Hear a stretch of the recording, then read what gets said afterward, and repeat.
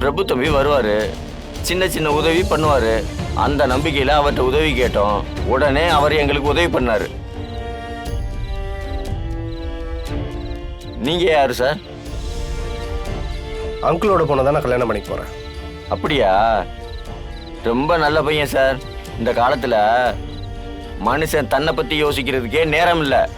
ஆனா உங்க மாப்பிள்ள அவரை பத்தி யோசிக்கிறத விட மற்றவங்களை பத்தி தான் யோசிப்பாரு. கண்டிப்பா உங்க பொண்ணை நல்லா வச்சு பாத்துக்குப்பாரு. சரியான பையனை தான் நீங்க செலக்ட் பண்ணிருக்கீங்க. வாங்க தம்பி. சரிங்க, வாங்க வாங்க. தம்பி வடிவேலு, கொஞ்சம் வெளியே வாப்பா. வணக்கம் தம்பி. வணக்கம்ண்ணா. வணக்கம். வணக்கம். பிரபு தம்பியை தெரியும்ல? இந்த தம்பி தெரியுமே, அடிக்கடி ஆசிரமத்திற்கு வருவாரு.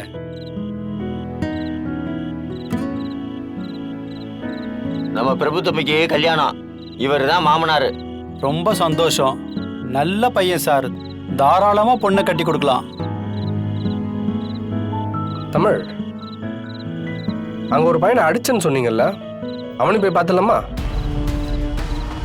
வாங்க. சரி, நீங்க உள்ள போங்க. உள்ள சரிங்க போங்க தம்பி. நன்றி. விஜய் வா. ஏய், உன்னை நான் எதுக்காக அடிச்சேன்னு உங்க எல்லார்கிட்டையும் சொல்லு. பிரபு அண்ணன் தான் எனக்கு ஒரு கம்பெனியில் வேலை வாங்கி கொடுத்தாரு. அது ஒரு ஃபினான்ஸ் கம்பெனி. அங்கே பணத்தை பார்த்ததும் என் புத்தி கொஞ்சம் தப்பாயிடுச்சு. அதான் கொஞ்சம் பணத்தை திருடிட்டேன். அது தெரிஞ்சு என்ன வேலையை விட்டு நிப்பாட்டிட்டாங்க. அந்த கோவத்தில் தான் அண்ணன் என்னை அடிச்சிட்டாரு. இனிமேல் அந்த தப்பை பண்ண மாட்டேன் சார். போடா. ஆ.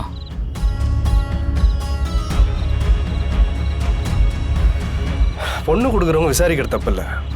ஆனால் நாளைக்கு நிச்சயத்தை வச்சுக்கிட்டு இன்னைக்கு என்ன சந்தேகப்படுறது கொஞ்சம் வருத்தமாக தான் இருக்கு. அங்கிள், உங்கள் பொண்ணு எனக்கு கொடுக்க விருப்பம் இல்லைண்ணா, தயவு செய்து இந்த நிச்சயத்தை நிறுத்திடுங்க. ஆனால் இப்படி சந்தேகப்பட்டு என்னை சங்கடப்படுத்தாதீங்க.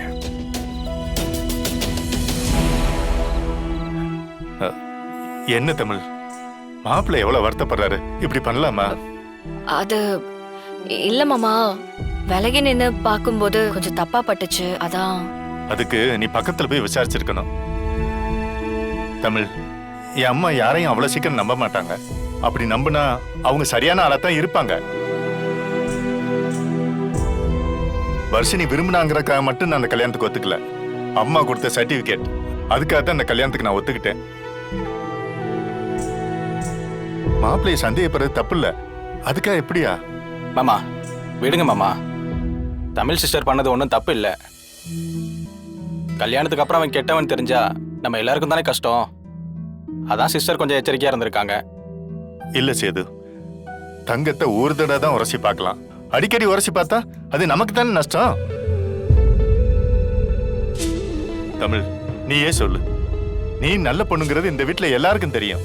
அதே மீறி நீ நல்லவளான்னு யாராவது ஒருத்தர் கேள்வி கேட்டுட்டு சந்தேகத்தோட உன்னை பார்த்துக்கிட்டே இருந்தா அது உனக்கு எவ்வளவு வலிக்கும். அவர் நல்லவர் தமிழ், நீ ஏன் நம்ப மாட்டேங்கிற? அம்மா மாதிரி ஒன்னாலே மனுஷங்களை முழுசா நம்ப முடியலையா? இல்ல, சாரி மாமா. தமிழ், எல்லாம் பேசி முடிச்சு ஃபைனல் ஆனதுக்கு அப்புறம் இப்படி புதுசா ஒரு சந்தேகத்தை கிளப்புறது நல்லது இல்ல. இந்த விஷயம் வர்ஷினிக்கு தெரிஞ்சா அவ எவ்வளவு ஃபீல் பண்ணுவா. தயவு செஞ்சு இதோட விட்டுரு. போய் நிம்மதியா தூங்கு. நாளைக்கு நிச்சயார்த்தத்தை நல்லபடியா முடிக்கணும்.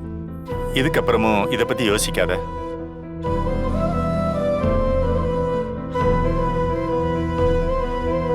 என்ன சிஸ்டர் இது? நீங்க நல்லது பண்ணதானே நினைச்சீங்க. அதுக்கு ஏன் மாமா இவ்வளவு கோவப்படுறாரு? பரவாயில்ல, விடுங்க. என்ன சிஸ்டர், அப்ப இதை அப்படியே விட்டுறலாமா? இல்ல சேது, எனக்கு இப்பவும் அந்த பிரபு மேல டவுட் இருக்கு. அத சரியான ஆதாரத்தோட நாம நிரூபிக்கணும்.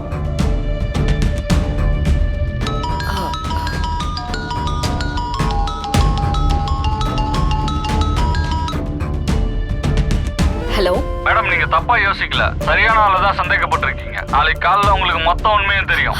ஹலோ, நீங்க யாரு? Hello.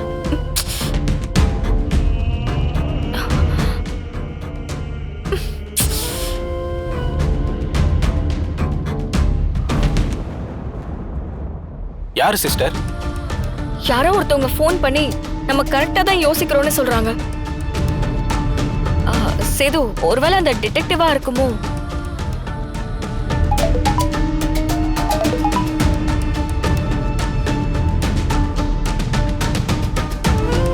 I got something tomorrow morning. Sister இங்க பாருங்க. I got something tomorrow morning. I will meet you. அப்போ அவன் தான் உங்களுக்கு கால் பண்ணியிருக்கான் சிஸ்டர்.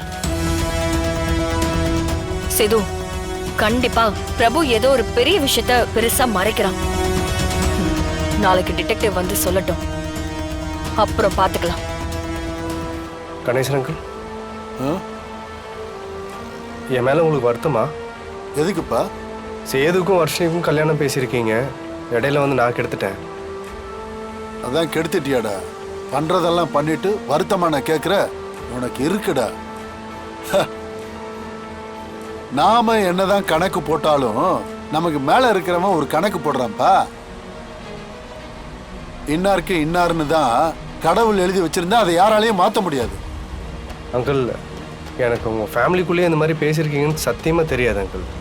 தெரிஞ்சிருந்தா வர்ஷினி கூட பழகிருக்கவே மாட்டேன். மாப்பிள்ள விடுங்க, இப்போ எதுக்கு அதெல்லாம் பேசிக்கிட்டு? இல்லை அங்கிள், கணேஷ் அங்கிள் கண்டிப்பாக ஃபீல் பண்ணுவார்ல, அதான்.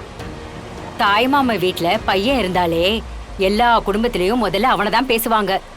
அதுக்கப்புறம் தான் வெளி சம்பந்தம் எல்லாம்.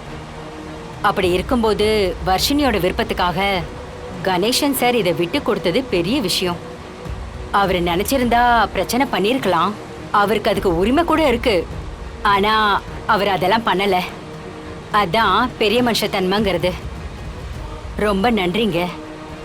இருக்கட்டும்மா, நீயே எனக்கு தங்கச்சி மாதிரி தான். வர்ஷினி எங்க இருந்தாலும் சந்தோஷமா இருக்கணும். அவளை நல்லபடியா வச்சு பாத்துக்கங்க, அதுவே போதும். கண்டிப்பாக அங்கிள், நான் உங்கள் வீட்டு பொண்ணுக்கு உண்மையாக இருப்பேன். நான் அவளை நல்லா வச்சு பார்த்துப்பேன். அங்கிள், சேதுக்கும் கண்டிப்பாக ஒரு நல்ல வாழ்க்கை அமையும், நீங்கள் அதை பற்றி ஃபீல் பண்ணாதீங்க. முதல்ல உனக்கு இந்த கல்யாணம் நடக்குதான்னு பாப்பண்டா, அதுக்கப்புறம் என் பையனுக்கு பொண்ணு பார்க்கறத பத்தி நான் யோசிக்கிறேன். அங்கிள், சொல்லுங்க மாப்பிள்ள. இப்போ உங்கள் ஹெல்த் ஓகே தானே? நான் நல்லா இருக்கேன். அடிக்கடி செக்கப் போங்க அங்கிள். நல்லா இருக்குன்றதுக்காக அப்படியே கேர்லெஸ்ஸாக விட்டுறாதீங்க. வர்ஷினி என் கூட பேசும்போது அதிகமாக உங்களை பற்றி மட்டும்தான் சொல்லுவாள். அவள் உங்கள் மேலே உயிரே வச்சுருக்கா அங்கிள். எங்கள் எல்லாருக்காகவும் உங்கள் ஹெல்த்தை நீங்கள் நல்லா பார்த்துக்கணும். அதனால் எப்போ என்ன ஹெல்ப் வேணாலும் என்ன கேளுங்க. கண்டிப்பாக கேட்குறேன் மாப்பிள்ள. ம்